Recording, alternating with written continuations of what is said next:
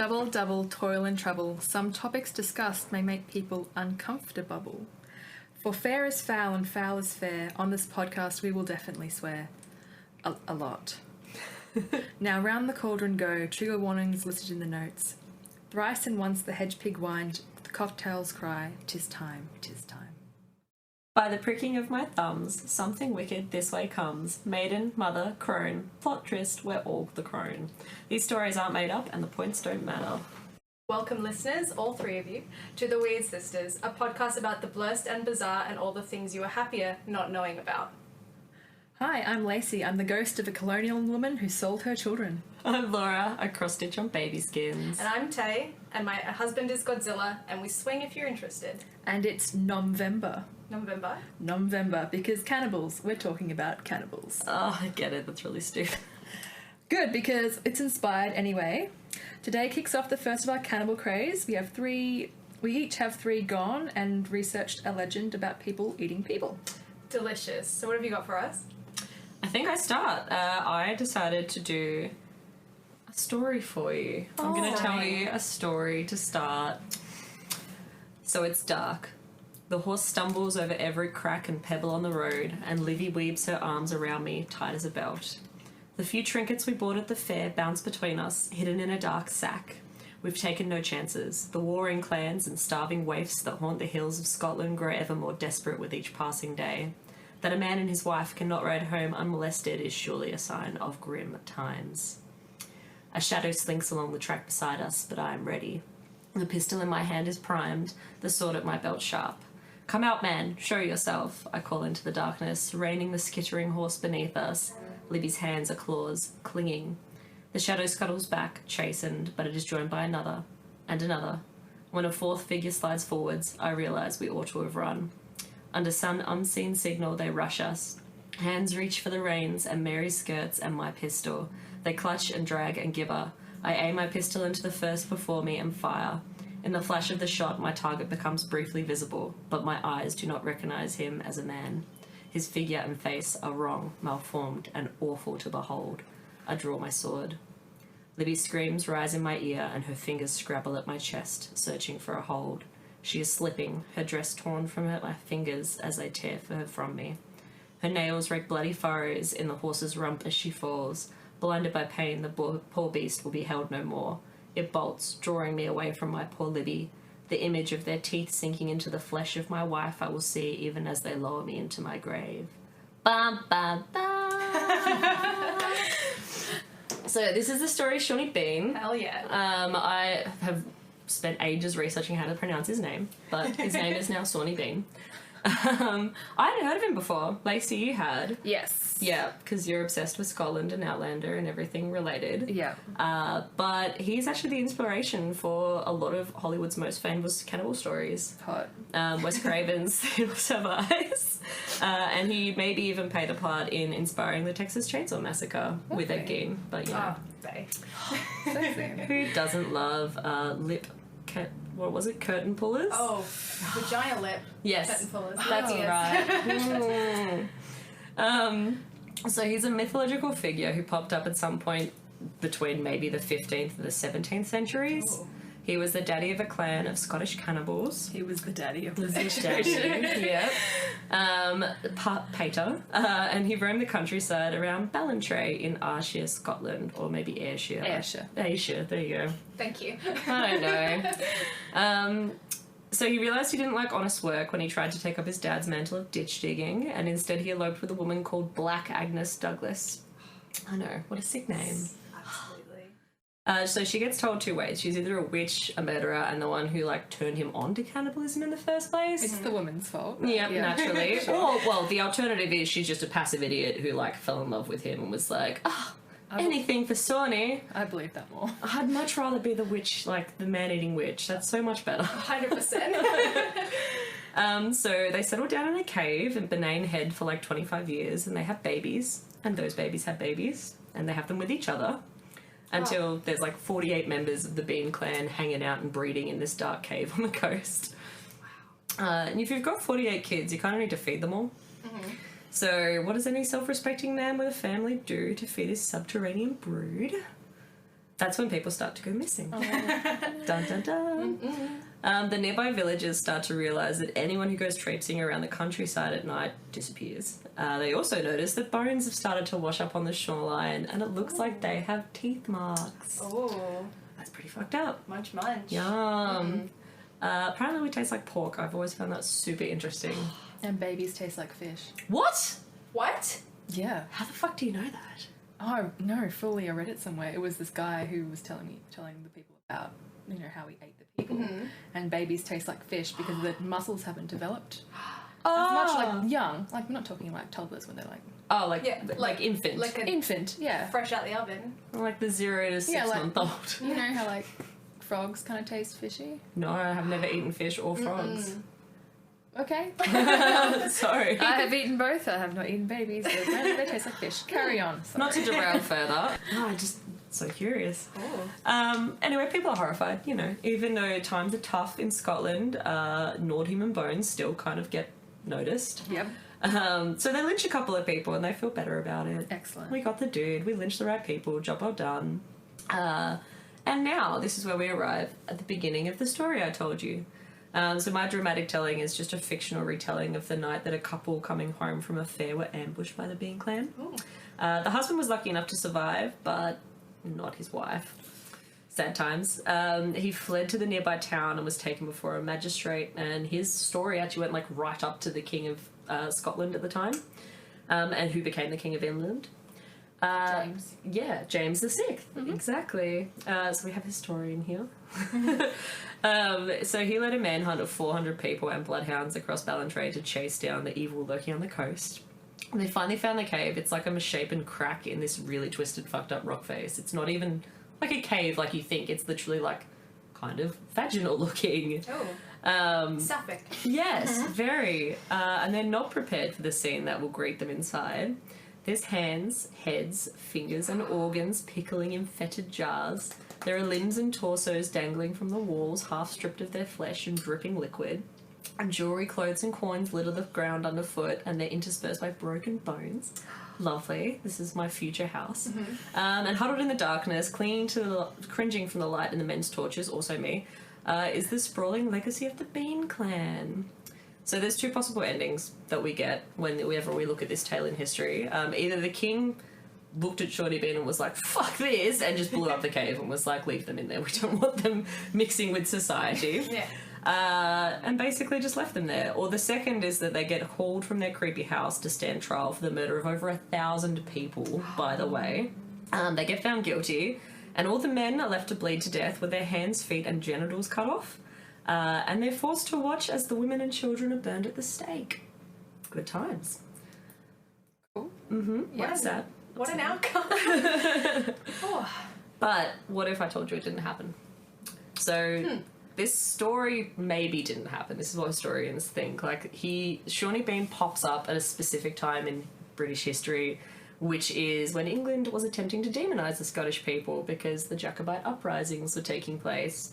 And if you don't know what those are, basically it was a rebellion led by Charles Edward Stuart, the Young Pretender, to reclaim the British throne. Or the Bonnie Prince. Yeah, depending on who that's you him. talk to. Bonnie Prince Charlie, yeah. So naturally the King of England, who was James II at the time, wasn't into it, didn't like it. And so Sawney was probably created as political propaganda against the Scottish, and the name Sawney was actually a really shitty nickname given to Scottish people in the English media anyway. Pretty much like a very racist name to use for them. Yeah. There's a really terrible one that I came across, which is just like a piece of political propaganda of like a Scotsman called Sawney who's got his legs in the holes for a like a toilet. What are they called? They're like benches. A latrine, yeah. He's got his legs in the holes and he's like, oh, this is good one. It's weird. Oof. It's real weird. And they're just laughing at him. But anyway, so there's no solid dates given for his existence. That's why I said 15th to 17th century. It sort of indicates they probably didn't exist. Big gap. Yeah, but there is a really, like, even older tale of a man-eating Scotsman that this might have been based on from the 14th century. There was this dude called Andrew Christie. He was a butcher and he lived during a really bad famine. When a member of his travelling party died of starvation, he used his skills to prepare the meat for a group to eat. And they got into it, like really into it, and started attacking other travellers and eating them. Christie devised a type of shepherd's crook, which is a really big hook on a stick. Like Bo Peep. Yeah. That he used to wrangle people from their horses. Shepherding is Phil. Oh my god. I know. Just bring in your dinner home. And he lived and apparently went on to marry and have a really happy life. That's good. Good for him. Yeah, very similar elements to the story. I'm almost done, but I did want to leave you with something really fun and creepy before we do. One of Sawney Bean's kids, a daughter, left the clan and went to live a normal life. After her family were executed, she was hunted down and hanged. Again, it might not be fiction, but there are two really popular historical writers.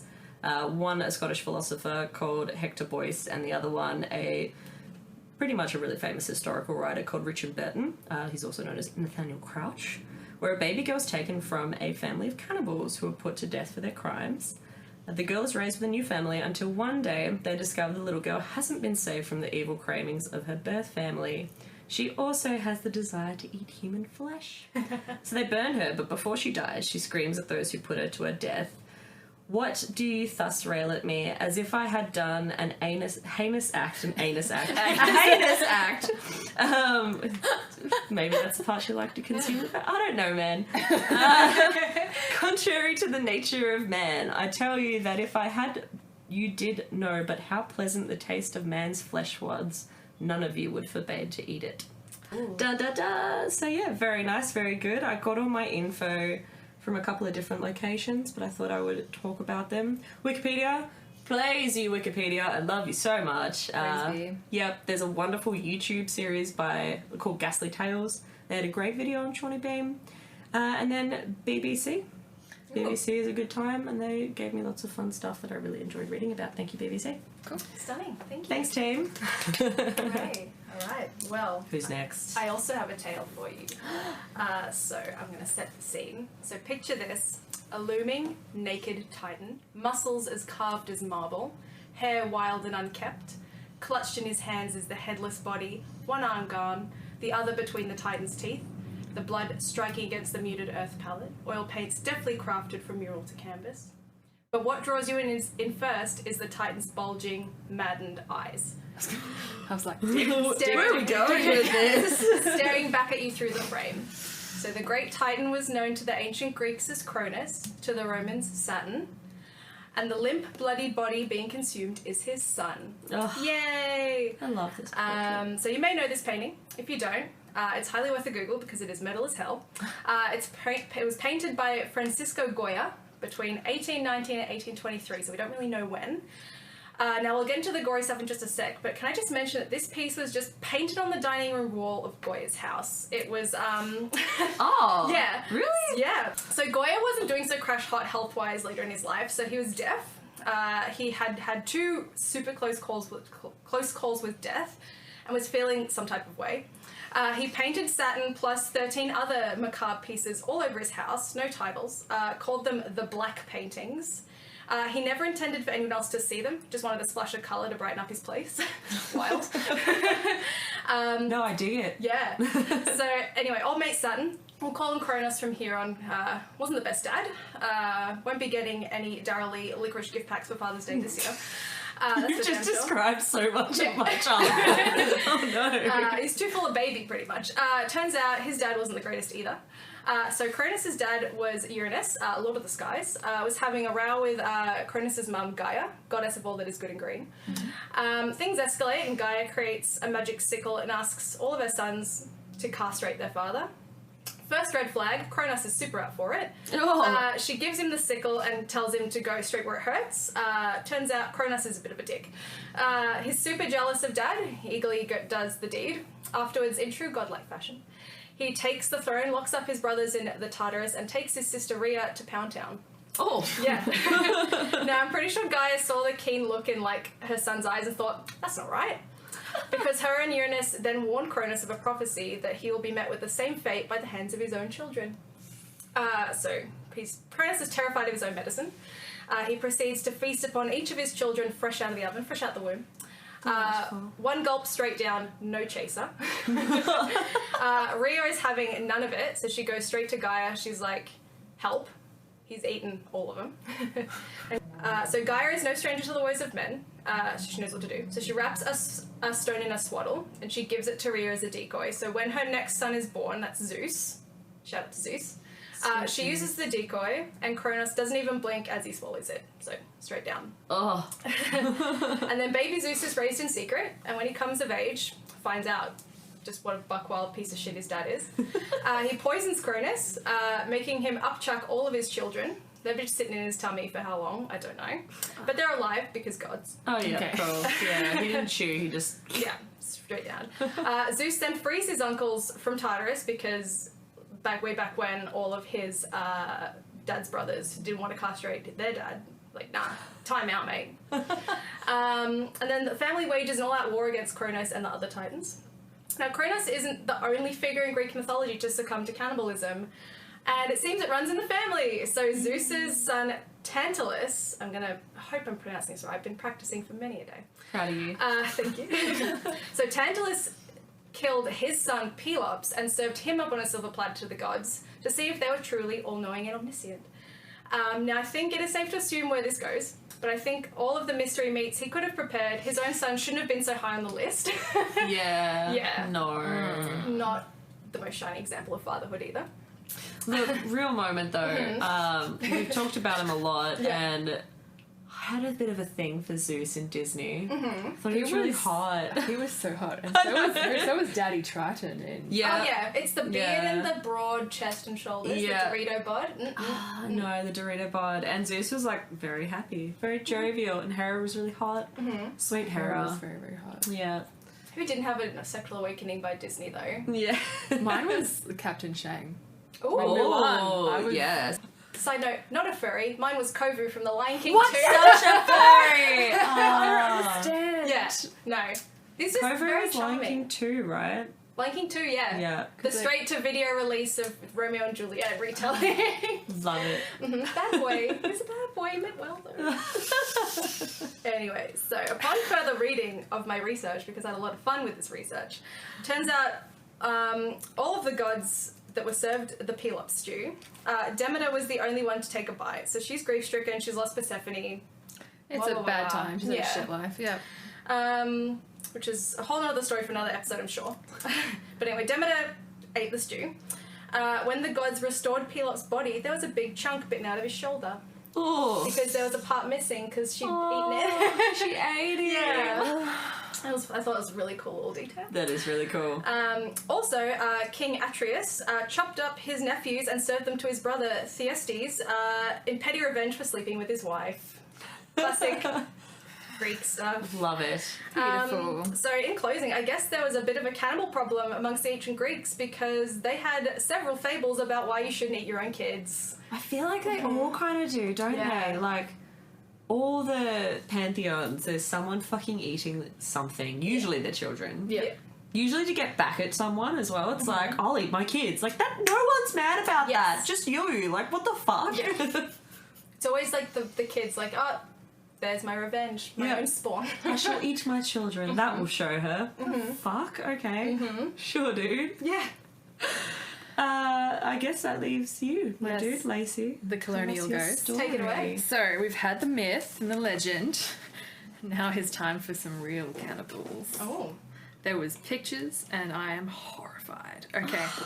So the story of the Causeway Cannibal is legendary. Everybody remembers in 2012 when Rudy Eugene, a 31-year-old employee, car wash employee, was high on bath salts, suddenly launched himself at Ronald Poppo, a 65-year-old homeless man he encountered on Miami's Causeway, and chewed off most of the victim's face in an assault that ended only after the police were forced to shoot Poppo dead. I remember this. I remember this. So, Yeah. ladies, Bath Florida salts. has done it again. Oh, Yes, Florida man. Okay, here we go. On August 15th, 2016, Martin County's Sheriff's Office deputies found 19-year-old Austin Haroof on top of the bloodied 59-year-old John Stevens III, gnawing on his face and making animal sounds. Inside the garage of his home, deputies found 53-year-old Michelle Meeshan Stevens, the deceased wife, beaten, bloodied, and unresponsive. Ooh. Oof. A neighbour and close friend of the couple, Jeff Fisher, who ended up calling 911, tried to intervene, but he was stabbed repeatedly and sustained wounds to his neck and back, and he had emergency surgery straight after. So he tried and he couldn't get this kid off him. Holy shit. When the deputies tried to subdue Haruf, they found him to be abnormally strong. One deputy ordered Haruf at gunpoint to stop. When a second deputy arrived, they used a taser, but he wouldn't get off him, he wouldn't let him go. Holy shit, even with a taser. Even with a taser. I've never been tased, which is something that I hold high in my list of like achievements in life. Fuck. Sounds shit. Sounds really but shit. The fact that like when people get tased, you've seen videos of people getting tased. They're like, yeah. How do you tase someone and they're just like, fuck this, I'm just shaking it off, keep eating this too. Yeah.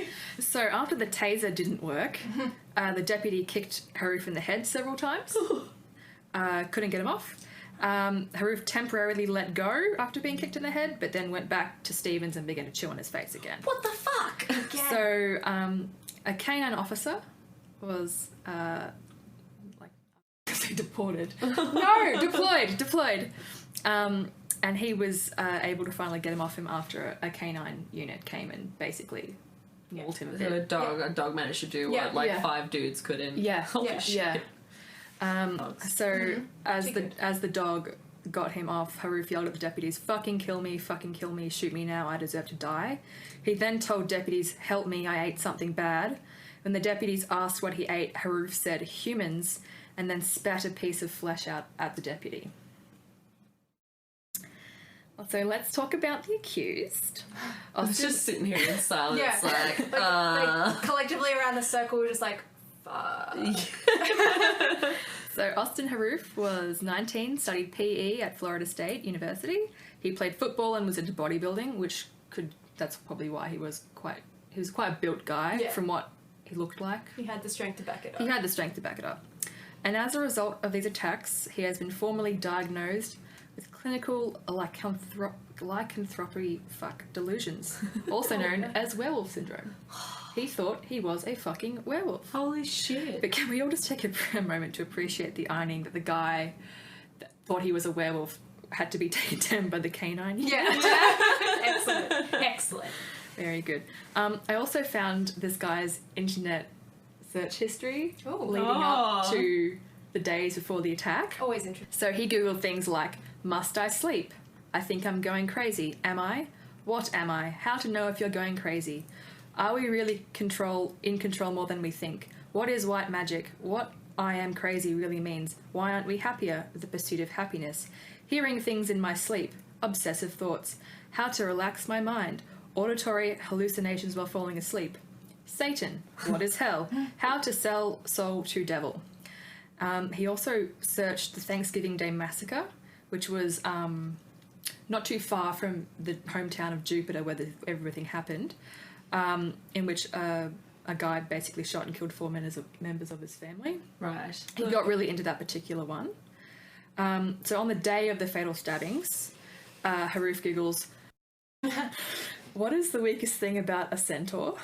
What the fuck? And what is the biggest help to a centaur? What is the biggest help to a centaur? I don't know. Look, of all this search history that you've just now told us about, there's one thing that I can't get out of my head because it just sticks out like a sore thumb. The pursuit of happiness. I just keep seeing Will Smith's fucking face like looming over this dude's shoulder.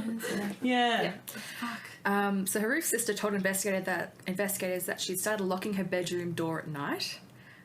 Sensible. Yeah, very sensible. And he once drank cooking oil mixed with Parmesan cheese. That's weird. Her brother had recently expressed that he had powers, was immortal, and was a half horse like a centaur. So maybe he didn't think he was a werewolf. Maybe he thought he was a centaur. Yeah, but centaurs don't eat people. No. Like, Vegetarian. So after the... I don't know. So speaking of vegetarian... I mean, horses are... And vegan. Omnivorous. After the news of Austin Haruf stating that he ate human remains made international headlines, the People for Ethical Treatment of Animals sent a letter to the county sheriff's office asking that the teen be put on a vegan diet while in jail. What? I don't know why. Why? What the fuck, Peter? Peter is this whole nother subject that I can't get into now. But what the fuck? Every time I see Peter lately, they're doing some weird shit. Yeah. Some like wild shit, and you're like, why do you exist again? Stop I'm it. not sure anymore. Just stop. So initially, the investigators thought the attack might have been flakka related. Anybody know? Drug, yeah? Hell yeah. Yeah. Yeah. Yeah. So this is, I found out, flakka is a stronger form of bath salts. Right. Stronger form. So it gives the users super strengths, makes users suicidal, rewires the brain chemistry so that they have no control over their own thoughts. Right. And the universal side effect that everybody gets is that they are convinced that somebody is chasing them. So they suspect this, or they know that he was into it?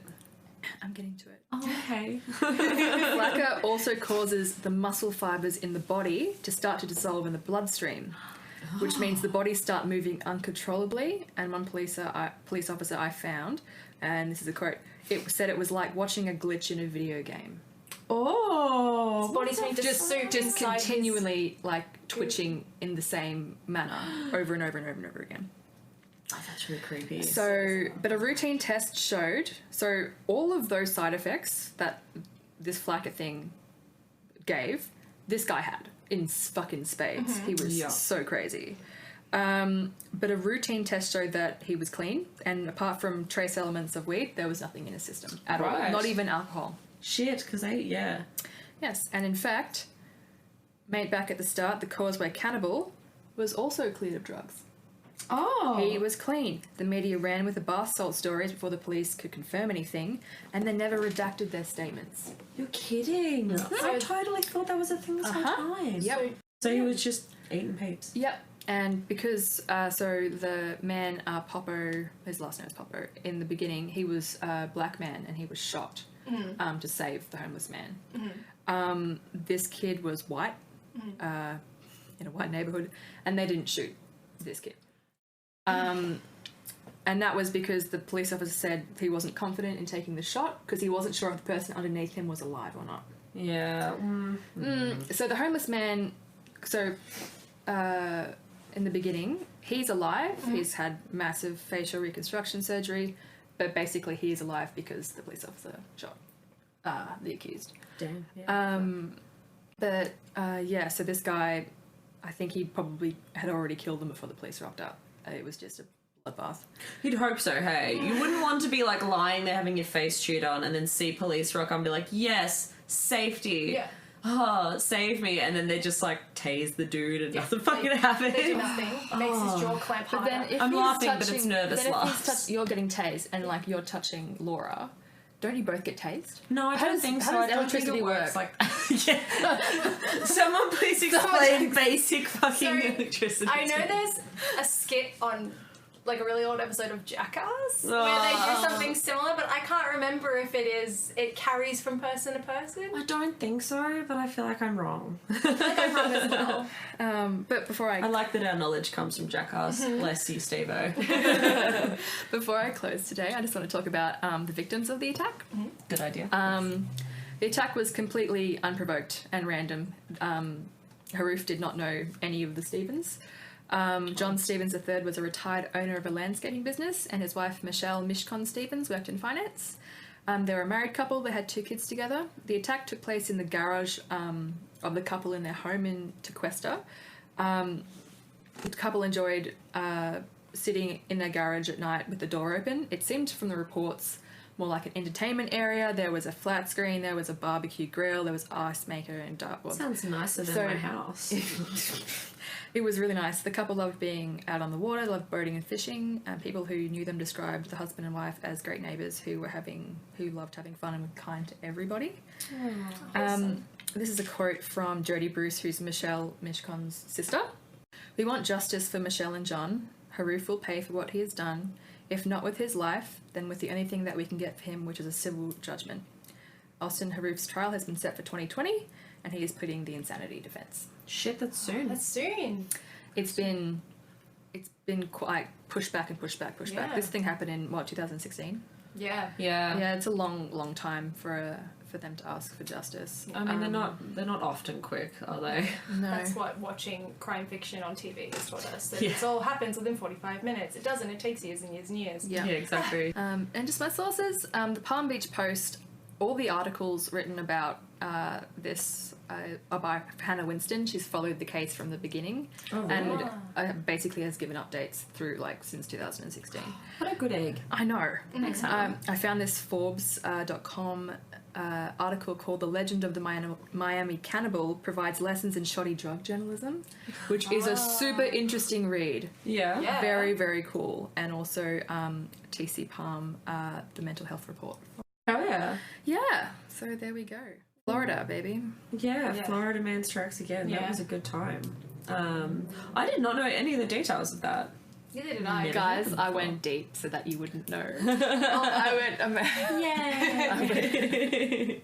Thank you. All right. Yeah. Mm-hmm. Cheers, ladies, for the creepy fucking stories. Yeah. I really need a beard now because Yeah. I'm sad. I actually left mine under your bed. I can't reach it. Oh, it's fine. We can So get when more shall beer. we three meet again? Let's make it a fortnight. Yeah, sounds good. We need some time to recover. Next Tuesday does well for me. Yeah, I need to source some new baby skins. All right. Sweet. Thanks, you. team. Yeah. Bye. Thanks for listening, everyone. See you in a fortnight. Yeah. Thank you. Goodbye.